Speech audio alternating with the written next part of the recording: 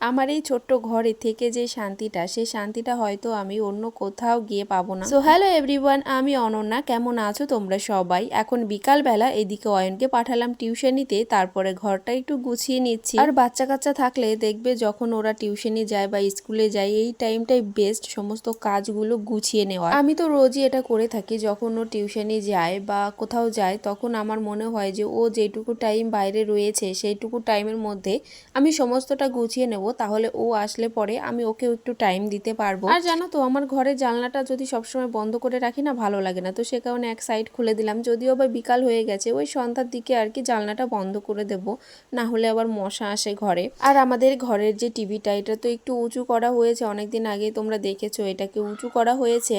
যখন নিচু ছিল তখন এই ওপরের টেডিগুলো না রোজই মোটামুটি আমি পরিষ্কার করে রাখতাম, কিন্তু এখন এতটা উঁচু হয়ে গেছে না, তো সে কারণের জন্য সেরকম একটা আর কি নামানো হয় না। আজ অনেক দিন হয়ে গেছে নামানো হয় না। আজকে একটু টেডিগুলো নামিয়ে তারপর আর কি ঝেড়ে রেখে দিচ্ছি। আমার তো বেশ পছন্দ লাগে ঘর ভর্তি টেডি, তারপরে সমস্ত রকম শোপিস থাকবে ঘরটাকে গোছানোর জন্য, তো আমার খুবই ভালো লাগে। এদিকে টিভিটাও একটু মুছে নিলাম, ওয়ার্ড্রপের উপরটাও একটু ধুলো ধুলো পড়ে গেছে, সেটাও একটু মুছে নিলাম। আর এই ওয়ার্ড্রপের উপরটা তোমাদেরকে তো আগেও আমি অনেকবার বলেছি যে এত মুছি না, তবুও যেন প্রচুর পরিমাণে ধুলো পড়ে। আর এই যে যেই ছোট্ট বক্সটা, এটাতে মাঝে মাঝে অয়ন গান চালিয়ে তারপর নাচ করে। ও নাচ করতে খুব ভালোবাসে, ও তখন এটাতে ফুল সাউন্ড দিয়ে গান চালিয়ে ঘরের মধ্যে নাচ করে। আর একটা কথা, এবার থেকে আমি ভাবছি তোমাদের সাথে সবসময় শর্ট ভিডিওগুলোই শেয়ার করব, কারণ আমি দেখছি লং ভিডিওগুলো এডিট করতে না অনেকটা টাইম লাগে আর অনেকটা প্রবলেমও হয়।